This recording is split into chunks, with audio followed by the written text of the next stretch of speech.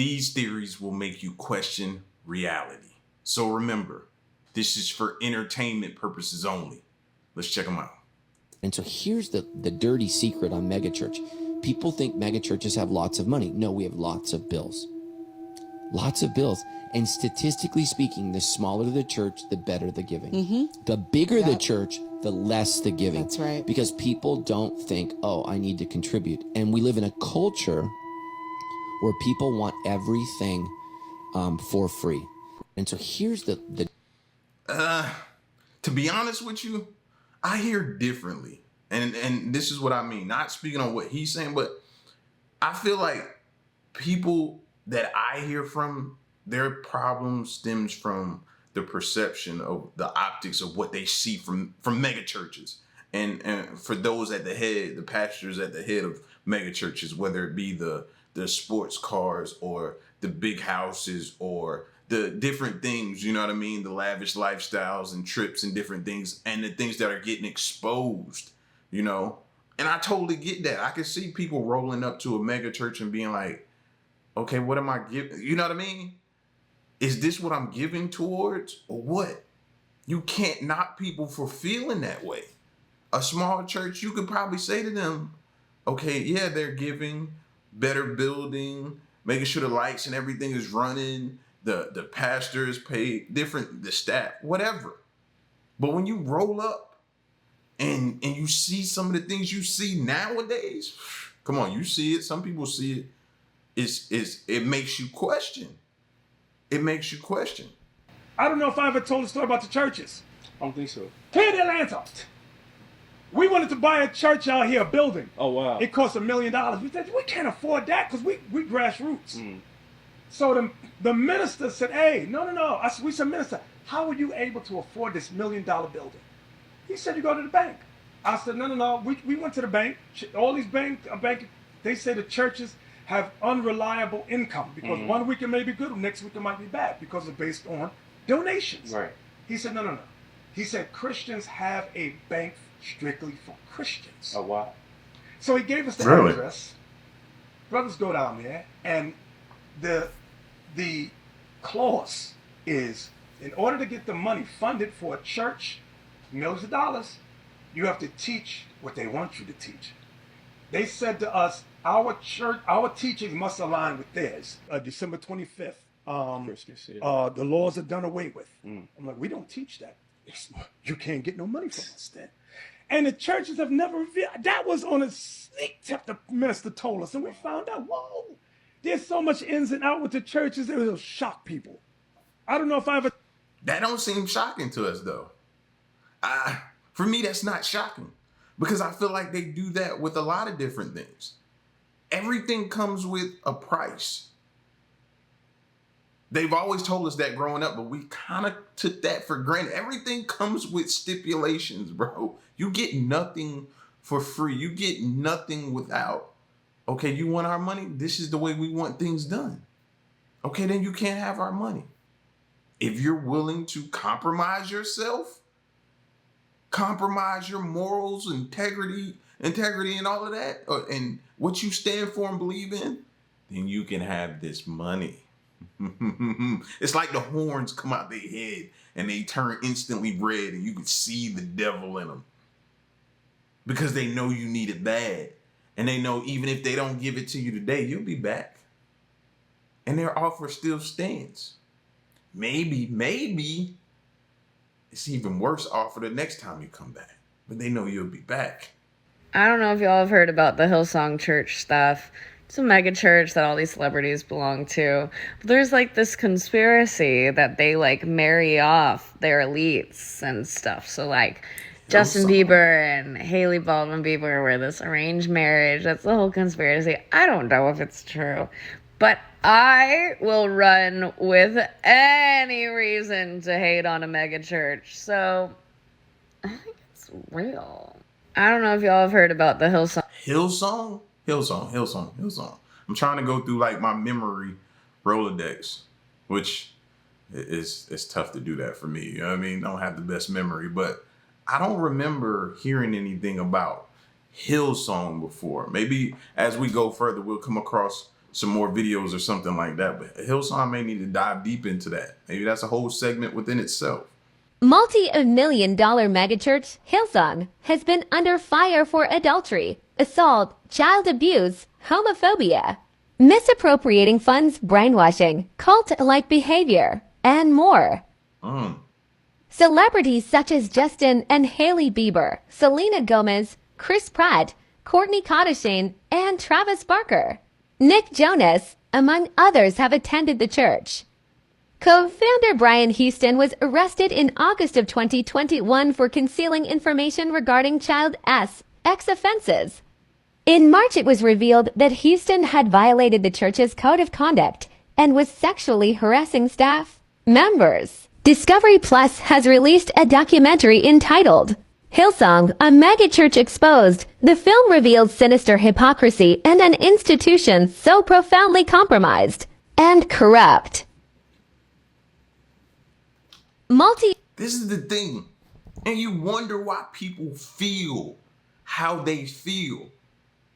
And oftentimes they're ridiculed and talked about and bashed because they feel how they feel about megachurches. But then you have stuff like this that come out. You owe those people an apology. You owe those people an apology. They saw things that you didn't see. They were privy to see things that you didn't see. They were able to recognize the signs. They knew people who were victims and saw this stuff, man. Let's stop being blind, bro. Let's just stop acting like we just don't see it, like we're covering our face up, like we're just, walking by, like we don't see it. We don't see it. That's our problem. We pretend we don't see it. And it's been a problem going on for too long. I want to go back to that slide. Where's that slide at? Here, co-founder was arrested in August of 2021 for concealing information about some of these incidences that took place. Concealing in a church. I grew up, and that was the most holy building, sanctuary you could ever go into. A church. But this type of stuff is going on. So when you sit back and you look at society as a whole and you say, you wonder why people don't go to church anymore or they don't do certain things and that like that. It's just like anything else. You want to know why people are lonely and don't have a lot of friends? It's because they were screwed over. Something happened to them. It's the same thing in these situations with these churches. Should we talk about it?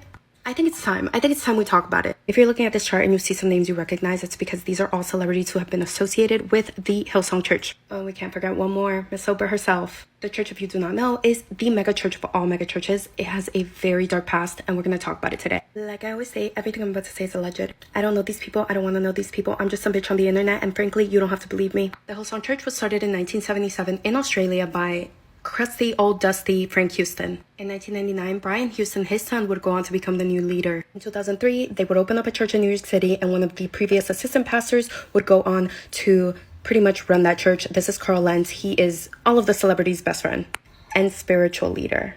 In 1999, a woman would go on to confide in two church pastors, letting them know that Frank had essayed her son. I don't think she realized the craziness that would ensue after this. So in court, it was alleged that Frank had essayed a boy between the ages of 7 and 12. The victim would eventually come forward to give more details, stating that Frank was a family friend. He would come visit their family regularly, and every time he came by between the ages of 7 and 12, he would visit his room every single night. He stated that Frank lost interest by the time he hit puberty. The victim did not tell his mom until 8 years later. And the reason he told her is because he states that his mom wanted him to go to counseling with Frank to improve his behavior. He alleges that the first time he went to go visit Frank, he found Frank doing something really nasty under his desk. He did not stay, and when he got back home, that's when he decided to tell his mom. Her response, you might ask, and I quote, "You do not want to be responsible for turning people away from the church and into hell." It took her 20 years to tell those two pastors. Before Frank officially confessed, which he did end up doing, the victim alleges that Frank called him and asked him to meet him at McDonald's. Frank would go on to offer him $10,000 and then ask him to sign a McDonald's napkin to agree to it.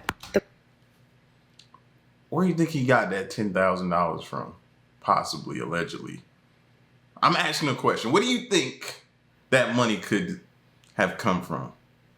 Could it be possibly that it could have come from the donations from the members of the church? That's money could be. I don't even want to. Whew.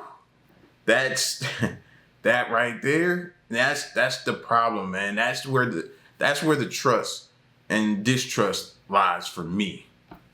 The victim also alleging that Frank told him that he needed to apologize to him because he could not face God with this hanging over his head. So not that what he did was disgusting and traumatic and awful, but because he needed to save his own soul. Several months later, he still hasn't gotten any money, so he reaches out to Brian, Frank's son, who is now the new leader of the church. And I'm so sorry for having to include this picture. I feel like he's looking through my soul. It's actually a very terrifying photo.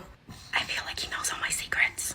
He goes on to ask Brian, hey, why hasn't my money arrived? Brian tells him, and I quote, "You know it's your fault. You tempted him." The victim stated that he was hurt by this, and he actually went on to ask Brian if he was also essayed by his dad. Brian got belligerent. He was yelling. He was swearing. He hung up the phone, and the victim received the check 2 weeks later. Okay, this video is getting super long. I'm going to make a part 2. We're going to talk about Brian and his trial because he would go on to trial for covering up the crime. We'll also go on to talk about more of these celebrities who absolutely love Hillsong. Should we talk about it? I think it's... Everybody keeps speculating or insinuating that there's some type of documentary maybe or something like that. Where can I find it? Is it on Prime? Is it on Netflix? I'm gonna go look on Netflix and Prime when I get done. Those are 2 like subscriptions. Those are like my go-to subscriptions for when I want to watch documentaries and stuff like that or things. So maybe something like this, but I need to know where to look. Do I just type in Hillsong or is there a name of it? If you guys know, put it in the comment section for me, man, so I can definitely check that out. Mega churches are the worst. Don't believe me? Check this out. Judah and Chelsea Smith, pastors of Church Home, rehired a man who SA'd their nanny and former intern at the church. No, I'm not kidding you. Church Home even hired an investigator who found a, quote, preponderance of evidence that Braylon Oliver did this to his then girlfriend, we'll call her Jane, in 2012.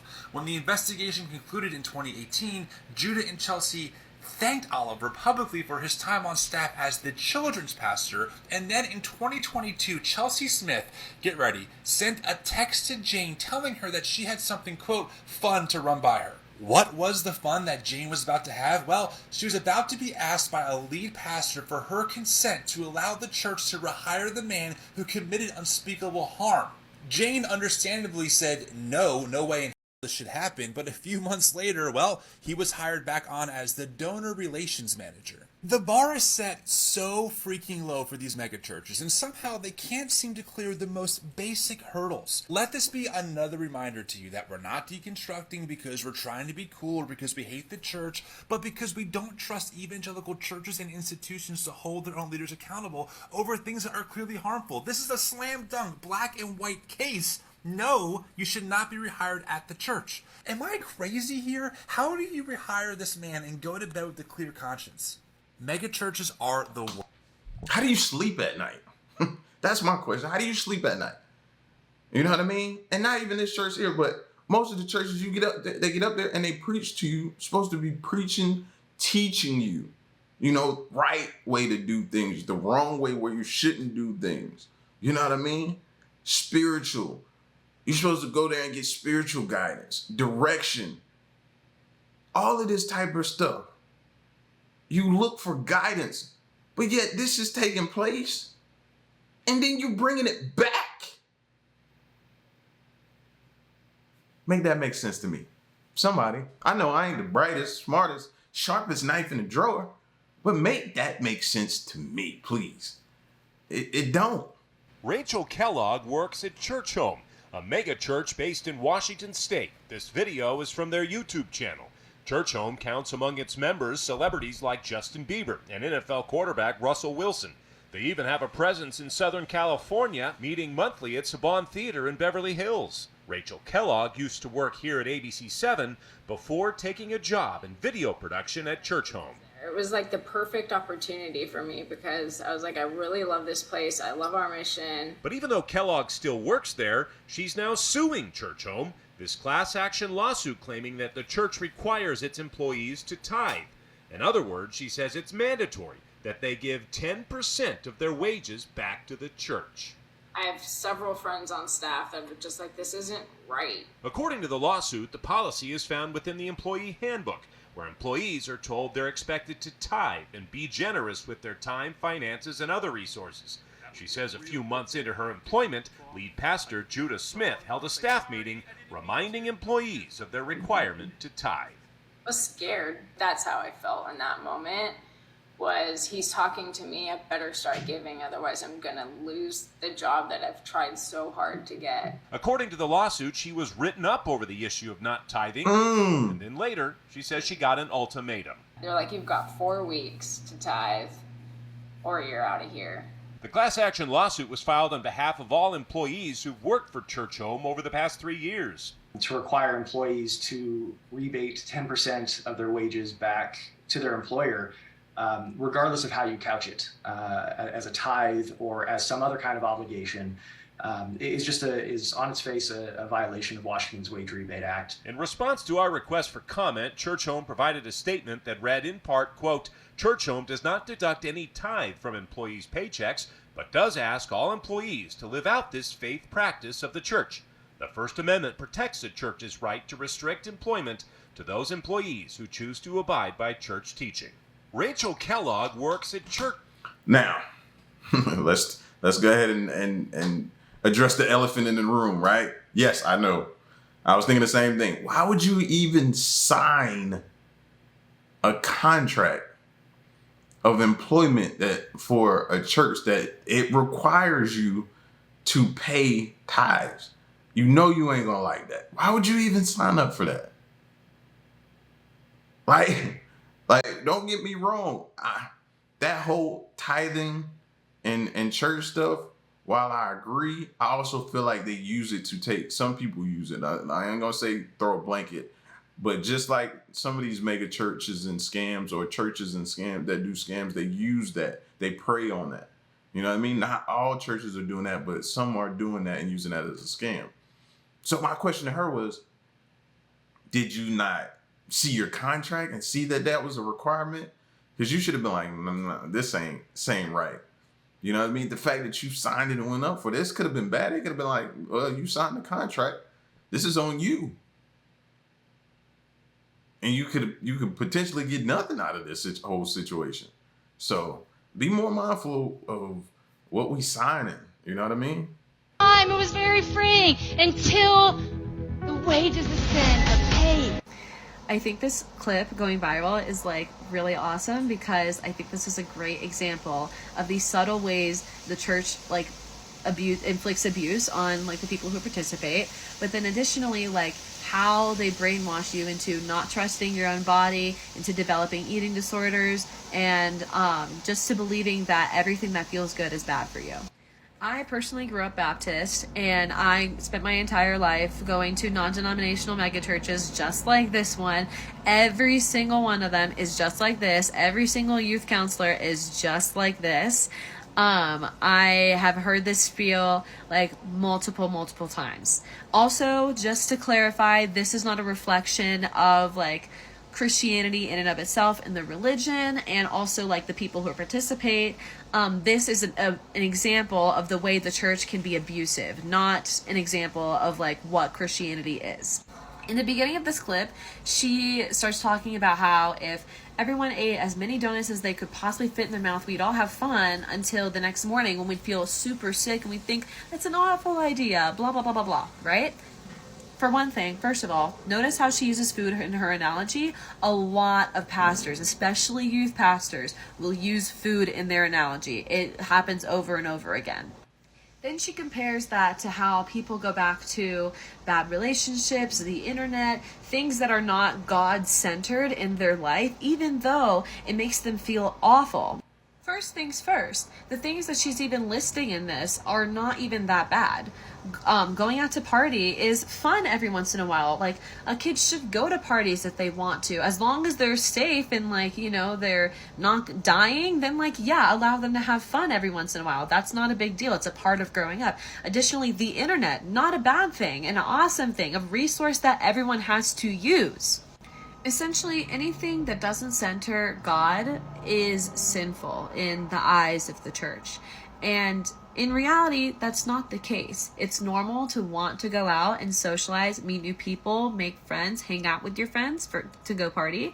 It is normal to want to experiment as well. It's normal to go on the internet and get caught up in a new fad and a new viral thing and talk about celebrities and be entertained. All of that's normal. The church is teaching you to feel guilty about those things so you don't even trust what feels good. That translates over in purity culture when additionally you're taught that you're not allowed to want sex or have sex or be curious about sex, when in reality, those things are a normal part of growing up. I'm going to make a part 2 about this because I have more about the way like purity culture like abuses people and yada yada. So yeah, part 2. I wonder how many people go to therapy because of how they were made to feel or their experiences with churches. I wonder how many people are dealing with that, the trauma that some churches has inflicted upon them mentally. You know, the confusion. Like, that's one thing I struggled with growing up. You know, I struggled with the churches, you know, because I saw the same thing, not the essay part, you know what I mean? Not that part. I never witnessed or seen any of that. So I can't really speak on that. The only thing I speak on is what I hear or see, you know, or people being brought up on charges. But what you deal with as far as, okay, you're wrong for doing this or you're wrong for doing that. You know what I mean? To me, life is trying to figure out. You navigate life trying to figure out life.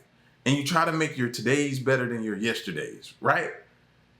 And I feel like if I'm trying, I'm a good person. I try to be a good person each day. I try to do right by people. You know what I mean? I try to have fun. If I indulge, I try to do things in moderation. All of this type of stuff. But it seems like when I was young and I was just being pointed at.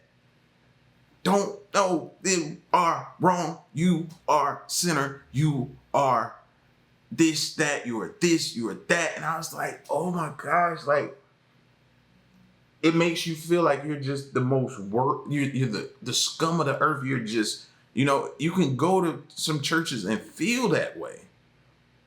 Not all of them. Some you can go in there and you can feel, you know, you could go in feeling a certain type of way and come out with clarity. Those are the type of churches I love. The churches that understand what we go through on a day-to-day basis and works within that to make us better people. Not the ones that just point and just condemn you. That's what I struggle with. Who's ready to spill some more tea on those megachurch finances? Yes, I used to work in a megachurch. I no longer do. I'm not really sure they're a good idea. What a lot of people don't understand about megachurch finances is a couple of major expenses. All right, so utilities on these buildings are like $10,000, $20,000, $30,000 a month or more. And that sounds like a lot until you realize that their staff bill is way bigger. What that does is it very quickly escalates to millions of dollars required to keep the organization afloat, to keep it running. And those dollars are not just random dollars. They're people's families, right? There's a huge staff that is feeding their families off of that money. And so all of that creates this like massive weight to the organization. The thing is, these aren't for-profit companies that are set up to handle this kind of thing where they spend some more on marketing, sell some more things, and make some more money. These organizations are funded almost entirely by personal donations. And the lion's share of those donations is concentrated in like a handful of people most of the time. By handful. So what type of tax breaks do these churches get and stuff like that? I have questions because I've often wondered, like, and he's answering a lot of questions as far as you talking about 10s, 20, 30,000 just for utilities. Then you're talking about staffing. Then you're talking about like all of this type of stuff to operate, lighting, visuals. A lot of things you see is online now. So yeah, like where's the they gotta receive tons of tax breaks as well. Let's keep going. Having like less than 10. So the tea. So we're having a staff party at this extremely rich person's house, and it's getting towards the end. People are starting to leave. I end up walking into a room where the owner of the house, the mega donor that is goes to this mega church, is finishing a speech that at the tail end sounded like he was defending apartheid. For those of you who aren't familiar, apartheid is systematized racism that happened in South Africa and Southwest Africa. So we get on the bus to leave the staff party from this guy's house. Yes, it's a bus. Mega churches are very weird. But I sit next to my friends who were in the room and I'm like, what was going on in there? And it turns out that the random thing that I thought he was defending apartheid was true, but that was like the least racist thing he had said. And that's what, as according to these people who grew up in the South, they said this was some of the most racist things they'd ever heard out loud. So at this point, I'm sort of ending my time at this mega church and really disenchanted with it, but I can't let this go. And so I talk to the senior pastor and I say, look, here's what happened. This guy said these crazy things and you need to talk to him at the very least. I mean, this is really, really bad. And the pastor said, yeah, I will totally handle it. This church was involved in all kinds of anti-racism work. I mean, it really was something that had to be addressed, not just because it was horrible, but also because it was the exact opposite of what this church stood for publicly in the community. So I checked with the pastor a little while later. Hey, how did that conversation go? Oh, we didn't, we're going to schedule it, whatever. And remember, he said he's a mega donor. Remember that, mega donor. Also, remember back in the beginning what we talked about. Stuff operates, this whole operation operates off of donations. Mega donor, donations needed. Now let's see how this goes. I say, okay. Then I check with him again. Same thing, scheduling, I don't know. Then I check with the pastor again, and he's like, oh yeah, it was just a misunderstanding. At this point, I'm ready to go, and it's one of the thousands of the last straws that make me say, okay, there's nothing I can do. And then, a year later, I'm talking to a staff person, a person who works there, asking about this guy, because it's a crazy story, and they tell me that he has been promoted to the highest leadership position that a person who's not like a clergy person or a staff person can be. He's like on that level. And this is not surprising, because that happened over and over again. People who had no business in the way that they lived and talked and thought, being in part of the leadership of that church, were constantly put on there, like the person who was verbally abusive to staff over and over again, or the person who told their child that they were going to kick them out unless they did conversion therapy when they came out to them, right? That happens over and over again. And the reason that it happens is because of the money. Because there is this enormous burden that the pastors and the leaders are carrying, this bill of staff and utilities, and for them it's not just like random dollars, it's actual people. And the way it works with all of these donors giving all of this amount of money, if that person leaves, it's not just that person leaving, it's actual staff people that won't be able to feed their kids eventually. And that's how some of these leaders are processing that. And that's why they make these sort of weird moral or ethical decisions. But why didn't the staff say anything when the guy was talking about it? Well, because they're part of the same system. They have stood up for their beliefs and been criticized. They have said things to people, to some of these donors, and called them out on stuff, and then had their jobs at risk, or worse, were fired. It's a system that is built on this money problem that ends up making people do horrible things. Who's ready to spill? This is so sad, bro. This is sad beyond belief, man. How do we get here? How do we get here? From me growing up and seeing back in the day these small churches. You know what I mean? When did we decide that we had to have these big, mega, massive, huge, look like concert show churches? Why did we, what steered us in that direction? To where now we're in these type of situations. And it's compromising. Why? And how do we go back to what it was supposed to be about? You know what I mean? How do we get back there? Let's talk about that. Y'all get at me in the comment section, man, and let me know what you thought of these theories and different things going on about mega churches. It's your boy L. Put your experiences down there and things that you think you've seen or how you feel about it. Put it in the comment section as well. All right? And stick around and stay tuned. Till next one, I'm gone.